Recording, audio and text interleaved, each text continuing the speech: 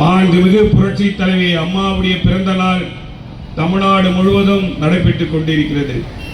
சென்னை புறநகர் மாவட்ட கழகத்தின் சார்பாக இன்னைக்கு சோழிங்கநல்லூர் தொகுதிக்கு மிகப்பெரிய அம்மாவுடைய பிறந்த நாளை இன்றைக்கு பெரும்பாக்கம் ராஜசேகர் ஒன்றிய கழக செயலாளர் இன்னைக்கு சிறப்பாக ஏற்பாடு செய்திருக்கிறார்.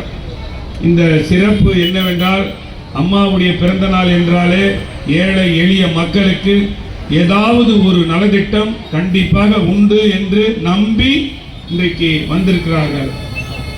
இது திராவிட முன்னேற்ற கழகத்தின் 2021 அவர்கள் ஏதாவது செய்வார்கள் என்று வாக்களித்தார்கள். அந்த வாக்களித்து இன்றைக்கு ஏமாந்து மக்கள் மனதில் ஒரு நீங்காத ஒரு ஆட்சியாகத்தான் இன்றைக்கு ஆட்சி நடத்தி கொண்டிருக்கும் திராவிட முன்னேற்ற கழகத்தினுடைய அவல நிலை.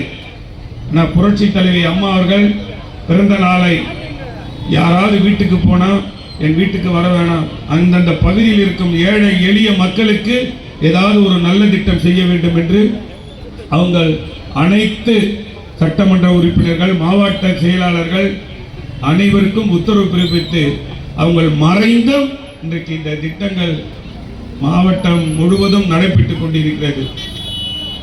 எங்கெங்க ஏழை மக்கள் இருக்கிறார்களோ தேடி கண்டுபிடிச்சு அந்த மக்களுக்கு ஏதாவது ஒரு நலத்திட்டத்தை வழங்க வேண்டும் என்று கழகத்தின் பொதுச் செயலாளர் அண்ணன் எடப்பாடியாருடைய ஆணைக்கிணங்க ஏற்று இன்னைக்கு நடைபெற்றுக் கொண்டிருக்கிறது. மாண்புமிகு புரட்சி தலைவி அம்மா அவர்கள் ஆட்சியில் இருக்கும்போது அவர்கள் கொடுத்த திட்டம் அத்தனை குடும்பங்களுக்கும் சென்றடைந்தது. ஏழை எளிய மக்கள் 2,16,00,000 ஏழை எளிய மக்களுக்கு அவங்களுடைய திட்டம் போகாத வீடே கிடையாது. அந்த மாதிரி ஒரு திட்டத்தை வகுத்தவர் தான் மாண்புமிகு புரட்சி தலைவி அம்மா அவர்கள். அவங்களுடைய திட்டம் அத்தனை குடும்பங்களுக்கு போய் சென்றடைய வரைக்கும் அவங்களுடைய நிர்வாகம் இருக்கும். இன்றைக்கு அது போன்று இருக்கிறதா? மாண்புமிகு புரட்சி தலைவி அம்மாவுடைய திட்டங்கள் எத்தனை திட்டங்கள் இன்னைக்கு முடக்கப்பட்டு இருக்கிறது. இதையெல்லாம் பெற்றுத் தருவதற்கு தான் மாண்புமிகு அண்ணன் எடப்பாடி அண்ணன் சட்டமன்றத்திலும் பொதுக்கூட்டமாகவும் பத்திரிகை வாயிலாகவும் தொலைக்காட்சி வாயிலாகவும் அன்றாடம் அறிக்கை கொடுக்கிறார்கள். அதை செவி சாக்குவதில்லை இந்த திராவிட முன்னேற்ற கழகம். இந்த 1000 ரூபாய் கொடுப்பதற்கு தேர்தல் வாக்குறுதி கொடுத்திருந்தாங்க.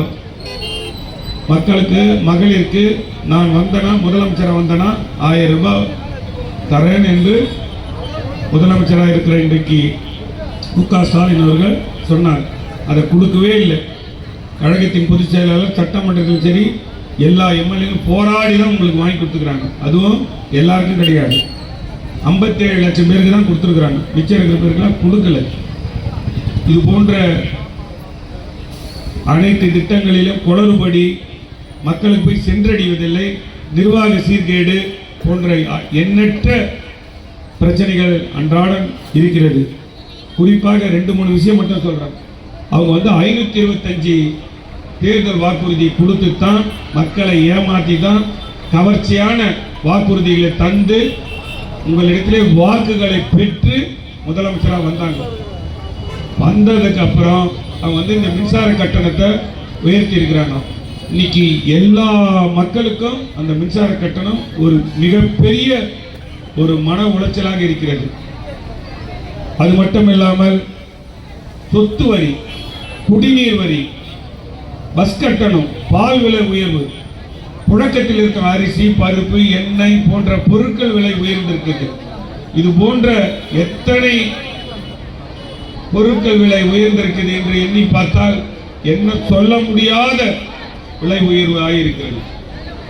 அதே போல் மகளிர்கள் அன்றாடம் பாலியல் வன்கொடுமை போன்ற மிகப்பெரிய பாதிக்கப்பட்டு ஒரு நாளைக்கு 10 பேர் 20 பேர் பாலியல் வன்கொடுமை. டிவியை ஆன் பண்ணா அங்க பாலியல் வன்கொடுமை, இங்க பாலியல் வன்கொடுமை நடைபெற்றுக் கொண்டிருக்கிறது. பத்திரிகையில் பார்த்தா பாலியல் வன்கொடுமை, யூடியூப், பேஸ்புக், வாட்ஸ்அப்ல எதில் பார்த்தாலும் பாலியல் வன்கொடுமை. இதையெல்லாம் கையாளாத முதலமைச்சர் கால் மேல கால் போட்டுக்கின்னு பேட்டி கொடுத்துருக்கிறார். வெட்கம், மானம், சூடு, சொரணை எதுவும் இல்லாமல் ஆட்சி நடத்தி கொண்டிருக்கிறார். இதுதான் திராவிட முன்னேற்ற கழகத்தினுடைய ஆட்சியினுடைய அவல நிலை. கழகத்தின் பொதுச் செயலாளர் அன்றாடம் ஆர்ப்பாட்டம். நேற்று கூட செங்கல்பட்டில் ஒரு கழகத்தின் நிர்வாகி பேரூராட்சி செயலாளரை தாக்கப்பட்டுட்டாங்க, வெட்டி இருக்கிறாங்க. அதுக்கு ஆர்ப்பாட்டம் அறிவித்தார் கழகத்தின் பொதுச் செயலாளர். அதை நடத்த விடாம திராவிட முன்னேற்ற கழகத்தினுடைய காவல்துறை அதை நடத்த விடலை. அதே போல பொதுக்கூட்டம், அம்மாவுடைய பொதுக்கூட்டத்தையும் நடத்த விடலை. இதெல்லாம் நாங்கள் சும்மா விட மாட்டோம், எல்லாத்தையும் நோட் பண்ணி வச்சுட்டு தான் இருக்கிறோம். கண்டிப்பாக இதுக்கெல்லாம் நீங்கள் பாடம் சொல்ல வேண்டும், இதுக்கெல்லாம் நீங்கள் பதில் சொல்லித்தான் ஆக வேண்டும். மாண்புமிகு புரட்சி தலைவர் அண்ணன் எடப்பாடியார் அவர்கள் வானத்திலிருந்து வரல, எங்கேயோ இருந்து நேரா இந்த பதவியில உட்காரல. கிளை கழகத்திலிருந்து ஒவ்வொரு பதவியாக மேல இன்றைக்கு கழகத்தின் பொதுச் செயலாளராக உட்கார்ந்து இருக்கிறார். நீங்கள் செய்யும் அனைத்து விஷயங்களும் அவர் அன்றாடம் எடுத்து வைத்து இருக்கிறார். கண்டிப்பாக அண்ணா யூனிவர்சிட்டியில் ஒரு பாலியல் வன்கொடுமை நடந்தது. யார் அந்த சார்? இதுவரைக்கும் அந்த பதில் கிடையாது. இது போன்ற எத்தனையோ விஷயங்கள் பெண்டிங்ல இருக்குது, அதுக்கு ஒரு நடவடிக்கை கிடையாது.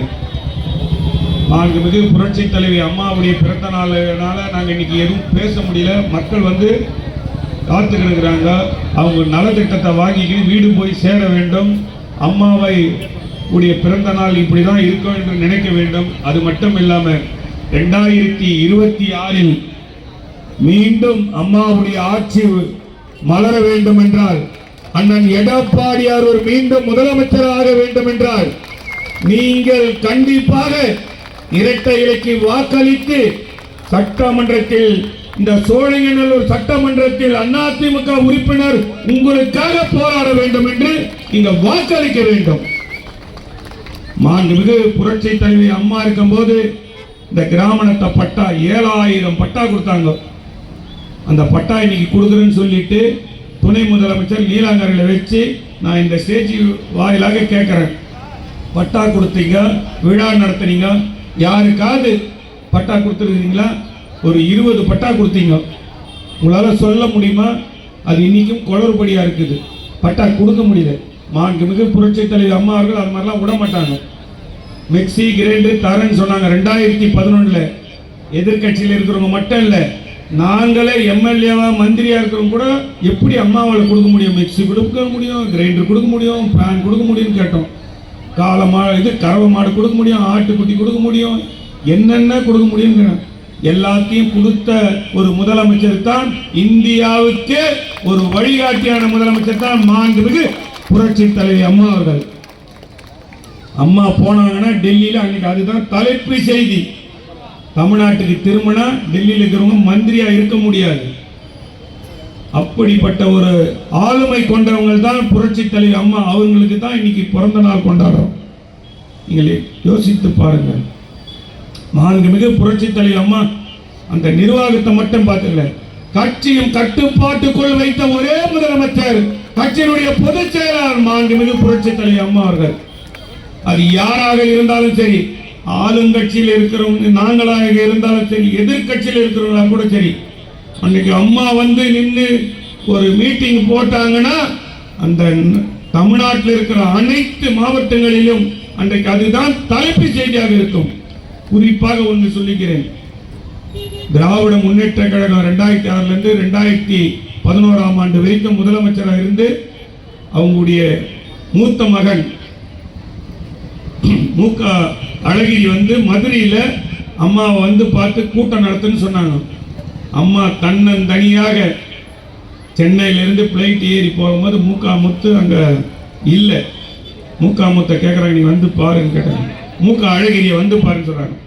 18 கிலோமீட்டருக்கு மக்கள் வெள்ளத்தில் போய் தான் கூட்டத்தை நடத்தினாங்க. யாராவது அது போல கூட்டம்னு சொன்னா இன்னைக்கு ஸ்டாலினாக இருக்கட்டும், முதலமைச்சராக இருக்கட்டும், ஏதாவது ஒரு பிரச்சனை வீட்டுக்குள்ள உட்காந்துப்பாரு, அவரால் பதில் சொல்ல முடியாது. அப்படிப்பட்டவர் தான் இன்றைய முதலமைச்சர். அவர் இன்னைக்கு நம்ம நாட்டில் என்னென்ன பிரச்சனைகள் இருக்குதோ அதெல்லாம் கேள்வி கேட்க முடியாது, எல்லாம் பத்திரிகை மூலமா எழுதி கொண்டிருக்கிறார். மாண்புமிகு புரட்சி தலைவர் அம்மா அவர்கள் உடனடியாக மத்திய அரசாக இருந்தாலும் சரி, அது உலக நாடு அரசியலாக இருந்தாலும் சரி, அவங்க அறிக்கை கொடுத்தாங்கன்னா கண்டிப்பா அது செவிசாத்து அதுக்கு தீர்வு காணக்கூடிய ஒரு தலைவராகத்தான் மாண்புமிகு புரட்சி தலைவர் அம்மா. பக்கத்தில் இருக்கிற பாகிஸ்தானா இருக்கட்டும், ஸ்ரீலங்காவா இருக்கட்டும், பங்களாதேஷாவாக இருக்கட்டும், எந்த நாடாக இருந்தாலும் புரட்சி தலைவி அம்மா ஒரு அறிக்கை கொடுத்தால் அந்த நாட்டில் இருக்க எந்த அதிகாரத்தில் இருந்தாலும் சரி அம்மாக்கு செவி சாய்த்து அந்த பிரச்சனையை தீர்த்துக் கொள்வார்கள். மாண்புமிகு புரட்சி தலைவி அம்மா அவர்கள் வந்திருக்கிறார். அண்ணன் எடப்பாடி அண்ணன் உத்தரவுக்கு இணங்க எங்கள் கழக மாணவர் அணி செயலாளர் செங்கை சிவம் அவர்கள் செங்கை ராமச்சந்திரன் அவர்கள் ஒவ்வொரு விஷயமாக எடுத்து சொல்லுவார்கள் என்று சொல்லி இந்த கூட்டத்தை இவ்வளவு சிறப்பாக ஏற்பாடு செய்த ஒன்றிய கழக செயலாளரும் ஒன்றிய கழக நிர்வாகிகள் அவருடன் உறுதுணையாக இருந்து இந்த கூட்டத்துக்கு ஒத்துழைப்பு கொடுத்த அனைத்து நிர்வாகிகளுக்கும் பாராட்டும் நன்றியும் தெரிவித்துக் கொள்கிறேன். இந்த கூட்டத்தினுடைய சிறப்பு அழைப்பாளர் சிறப்புரை ஆற்ற வருகை தருமாறு ஜி ராமச்சந்திரன் அவர்கள் சிறப்புரை ஆற்றுமாறு அன்போடு கேட்டுக்கொள்கிறேன்.